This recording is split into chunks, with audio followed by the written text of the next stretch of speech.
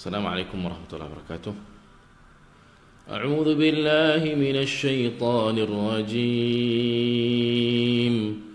بسم الله الرحمن الرحيم. يا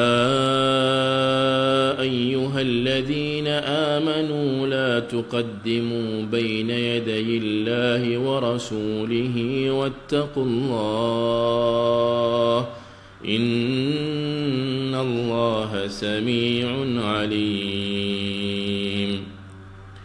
يا أيها الذين آمنوا لا ترفعوا أصواتكم فوق صوت النبي ولا تجهروا له بالقول كجهر بعضكم لبعض أن تحبط أعمالكم وأنتم لا تشعرون. إن الذين يغضون أصواتهم عند رسول الله أولئك الذين امتحن الله قلوبهم للتقوى لهم مغفرة وأجر عظيم. إن الذين ينادونك من وراء الحجرات أكثرهم لا يعقلون. ولو أنهم صبروا حتى تخرج إليهم لكان خيرا لهم والله غفور رحيم. يا أيها الذين آمنوا إن جاءكم فاسق بنبأ فتبينوا أن تصيبوا قوما بجهالة فتصبحوا على ما فعلتم نادمين. واعلموا أن فيكم رسول الله لو يطيعكم في كثير من الأمر لعنتم ولكن الله حبب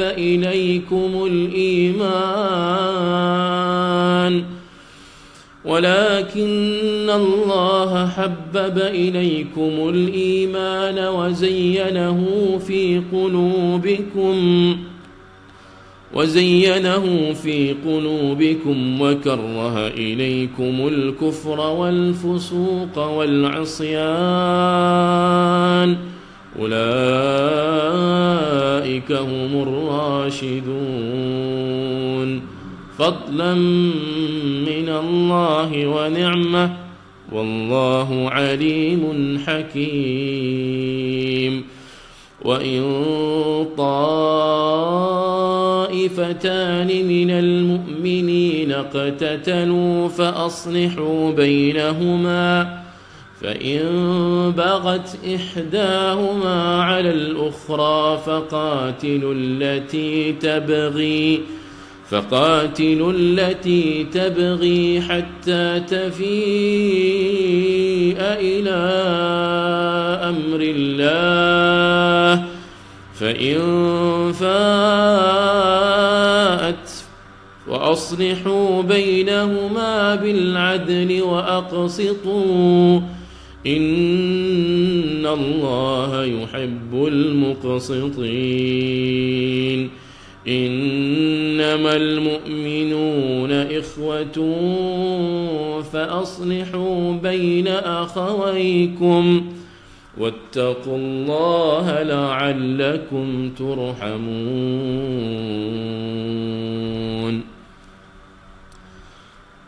الحمد لله والصلاة والسلام على رسول الله وبعد. Kita hari ini alhamdulillah diberi taufik serta izin dari Allah Azza wa Jal untuk bertemu sekali lagi dalam siri Tazkirah Jumaat di harian Metro, TV harian Metro, yang mana kita masih lagi mencungkil mutiara-mutiara dari Al-Quran, iaitu sebaik-baik kitab, yang mana kitab petunjuk, Kitabul Hidayah, Hudan lil Muttaqin. Dalam surah Al-Baqarah disebutkan tentang perihal Al-Quran. Maka Al-Quran ini kitab hidayah, tidak lain dan tidak bukan tujuan kita membaca, mentadabbur, cuba memahami, membongkar Al-Quran ini tidak lain dan tidak bukan dengan tujuan untuk mendapatkan hidayah, petunjuk, bimbingan dari Allah Jalla wa'ala. Hari ini kita ingin mengambil istifadah ataupun manfaat daripada Al-Quran tentang isu yang berkaitan dengan fitnah. Dalam surah Al-Hujurat yang saya bacakan tadi, daripada ayat yang pertama hingga ayat ke-10, ia menceritakan bagaimana Allah Azza wa Jal memberi peringatan kepada Nabi sallallahu alaihi wasallam dan juga para sahabat. Kita maklum, sahabat ialah generasi terbaik di dalam Islam, dikategorikan generasi emas Islam, kerana mereka lah yang menyaksikan turunnya wahyu secara nyata ataupun secara sedar, melihat sendiri, menjadi saksi akan penurunan wahyu ke atas Nabi sallallahu alaihi wasallam, dan mereka lah yang paling memahami wahyu. Mereka lah generasi yang bersusah payah, berkorban nyawa, harta, keluarga dan sebagainya, semata-mata untuk membantu Nabi sallallahu alaihi wasallam dalam mengangkat Islam, dakwah Islam. Namun tetap Allah Azza wa Jal memperingatkan tentang fitnah juga boleh berlaku kepada mereka. Dan jika fitnah boleh berlaku, boleh memaliti mereka, para sahabat, yang mana ada di antara mereka telah dijanji oleh syurga, dia dijanji dengan syurga oleh Allah Azza wa Jalla juga Nabi. Namun tetap Allah memberi peringatan kepada mereka, kerana manusia, selagi mana mereka bernama manusia, maka mereka tidak lepas daripada fitnah. Fitnah ini macam-macam. Di dalam Al-Quran, fitnah juga diertikan sebagai azab, siksaan. Di dalam Quran, fitnah juga bermaksud syirik. Di dalam Quran, fitnah juga bermaksud sesuatu yang memberi musibah kepada sesuatu kaum tersebut. Sebab itu dalam ayat yang ke-6 daripada surah Al-Hujurat ini, ayat ini selalu kita dengar. Ramai para pendakwah, ustaz-ustaz di luar sana, apabila berbicara tentang fitnah, ayat inilah menjadi ayat yang paling sekali sinonim untuk menyedarkan kita tentang bahaya fitnah. Itu ayat yang berbunyi, ya ayyuhalladzina amanu, wahai orang-orang yang beriman, in ja'akum fasiqun binaba'in fatabayyanu, apabila datang kepada kamu seorang lelaki ataupun penyampai khabar berita yang fasik. Yang fasik ini banyak kalau kita nak syarah terjemahan fasik. Secara ringkas, fasik ini orang yang tidak dipercayai, orang yang ada padanya kebarangkalian dia membawa khabar yang dusta. Dia bukan orang yang saleh, orang yang banyak melakukan maksiat kepada Allah Azza wa Jal, terkenal dengan dusta-dustanya, terkenal dengan cerita-cerita yang berbelit-belit. Maka jika datang orang-orang seperti ini, maka tambah-tambah di zaman ini, zaman yang disifatkan oleh Allah dan Rasul sebagai zaman fitnah, maka kita perlulah tabayyanu. Tabayyun ini tathabbatu, kita perlu mensabitkan dahulu, kita perlu verify, kita perlu memastikan kesahihan khabar-khabar tersebut, kerana antusibu qauman bijahalah fatusbihu ala ma fa'altum nadimin, kerana mungkin sahaja orang yang membawa berita yang tidak benar lalu dipercayai oleh kaum yang didatanginya itu, maka akan timbullah satu kejahilan, yang mana kejahilan itu yang boleh membuka pintu kepada fitnah. Masing-masing menuduh tanpa bukti, masing-masing mempercayai orang yang khianat, orang yang benar pula disangka sebagai khianat. Fatusbihu ala ma fa'altum nadimin. Maka daripada kesilapan dalam mempercayai inilah dia akan membawa kepada fitnah, musibah, mungkin pertumpahan darah, mungkin hancurnya kestabilan dan kemakmuran sesuatu kaum dan negara. Maka setelah hancur itu, barulah para individu ataupun orang perseorangan di dalam kaum tersebut terfikir sejenak, benarkah berita yang dibawa oleh pemuda ini? Maka pada waktu itu, ibarat pepatah Melayu kata, sesal dahulu pendapatan, sesal kemudian tiada gunanya. Maka Allah mengajar para sahabat, disebut dalam ayat yang ke-7, disebut wa'lamu anna fikum rasulullah law yuti'ukum fi kathirin min al-amri la'anittum. Ketahuilah, ini sahabat yang mana mereka hidup dengan Rasulullah. Siapa Rasulullah? Insan yang terbaik yang diutuskan oleh Allah di alam ini. Kita ni umat Nabi SAW, semua kita mendambakan, merindukan kebersamaan kita dengan Nabi. Para sahabat ni memang hidup dengan Nabi.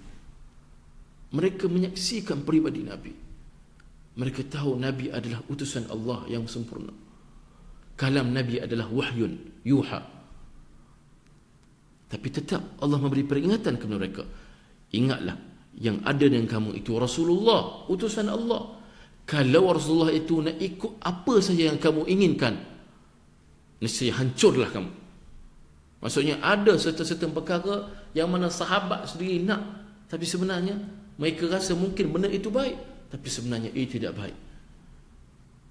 Maka Allah menyedarkan para sahabat agar pada ayat pertama, la tuqaddimu baina yadayillahi wa rasulih wattaqullah. Ayat yang kedua Allah ingatkan, la tarfa'u aswatakum fawqa sawtin nabi. Ini adalah adab yang diajarkan, yang diterapkan oleh Allah kepada para sahabat, yang mana juga perlu diambil manfaat dan ibrah kepada kita lebih-lebih lagi. Jangan melampaui apa yang Allah dan Rasul katakan. Walaupun kita rasa benda itu baik pada akal kita, namun agama ini adalah syariat yang tauqifi, yang mana ia datang dari Allah yang maha sempurna, yang tahu apa saja baik dan buruk kepada hamba-Nya.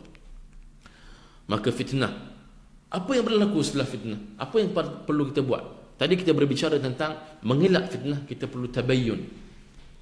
Cek benar ke tak berita tersebut. Okay? Jika fitnah dah telah berlaku, apa yang perlu kita buat? Sengih, peluk tubuh. Okay? Dalam surah ini dan ayat yang saya baca tadi, Allah juga memberi jalan keluar, jalan penyelesaian. Allah sebut, wa in ta'ifatani minal mu'minin iqtatalu fa aslihu bainahuma. Apabila bertembungnya dua kumpulan mukmin, taifah ni dua kumpulan besar, bukan 10 orang lawan 10 orang, besar. Mungkin dua kita kata kelompok yang paling dominan dalam sebuah negara yang mewakili suara orang Islam bertembung. Nabi Allah sebut kata iqtatalu, itu mungkin boleh diterjemahkan dengan berbagai makna. Tak semestinya iqtatalu maksud berperang, bermusuhan, bertelagah sesama sendiri pun sudah cukup memberi fitnah kepada negara ataupun kaum tersebut. Allah sebut fa aslihu bainahuma. Allah tak sebut fa'tazilu anhuma. Allah tak sebut tinggalkan mereka, biarkan mereka bertembung. Tapi Allah sebut, wahai orang-orang yang beriman, yang mana kamu di luar pertelingkahan dua kelompok besar ini, islahlah antara mereka berdua. Allah sebut, fa in baghat ihdahuma 'ala al-ukhra faqatilu allati tabghi hatta tafi'a ila amrillah. Kalaulah salah satu daripada kedua kelompok ini melampaui batas dalam permusuhan, kamu kena perangi yang melampaui batas ni. Maksudnya kita pergi islah, kita pergi cuba damaikan, persefahamkan. Satu kelompok lagi kita panggil ghulu ataupun melampaui batas. Tak, saya tak nak. No point of discussion, no point of agreement between us. It is a dead end, jalan mati. Kami tak nak. Macam-macam lah. Okay? Kami nak dengan cara kami, kamu dengan cara kamu. Maka tukang islah, jika ada kelompok yang melampaui batas begini dalam permusuhan, dalam pertentangan, maka perangilah. Bukan perangi maksud membunuh, betul-betul perangilah sikap melampaui batas mereka. Tenangkan mereka, fahamkan mereka, sehingga mereka hatta tafi'a ila amrillah, ni hatta tarji'u ila amrillah, sehingga mereka kembali kepada syariat Allah, yakni al-i'tisam, wa'tasimu bihablillahi jami'an wa la tafarraqu. Ini bersatu orang Islam ni wajib, bukan perkara yang fardu ain, fardu kifayah, apa semua. Wajib. Allah sebut wa'tasimu, berpeganglah dengan tali Allah, wa la tafarraqu. Dan jangan kamu berpecah belah. Maka Allah sebut faqatilul lati tabghi hatta tafi'a ilillah fa in fa'at fa aslihu bainahuma bil adli wa aqsitu. Kalau masih lagi mereka berpecah belah, maka islahlah mereka dengan adil dan saksama. Sesungguhnya Allah menyertai dan menyukai orang yang adil dan saksama. Innamal mu'minuna ikhwatun. Saya simpul dengan ayat terakhir. Sesungguhnya tidaklah orang mukmin itu melainkan mereka bersaudara. Kita boleh berkhilaf dalam hal banyak benda, namun kita tetap hamba Allah yang mentauhidkan Allah, yang mengiktiraf Allah tidak wajar disyirikkan, disekutukan dengan sesiapa pun. Maka kita perlu bersatu, cuba untuk memahami pertelingkahan antara satu sama lain, cuba manage all the disagreement between us, dan janganlah kita gulu dan melampau dalam against each other. Fa aslihu baina akhawaykum. Kita cuba islah antara kita satu sama lain. Sesungguhnya umat Islam pada akhir zaman ramai, tapi sebagaimana Nabi sebut, mereka ini ibarat buih-buih di lautan yang banyak tapi tidak berguna. Moga-moga kita bukan tergolong daripada golongan mukminin yang tidak berguna. Fa aslihu baina akhawaykum. Jumpa kawan-kawan kelompok Islam yang bertelagah, kita damaikan. Moga amal-amal Jumaat kita pada hari ini diterima oleh Allah. Taqabbalallahu minna wa minkum wattaqullaha la'allakum turhamun. Bertakwalah kepada Allah agar kita dirahmati olehnya. Wassalamualaikum warahmatullahi wabarakatuh.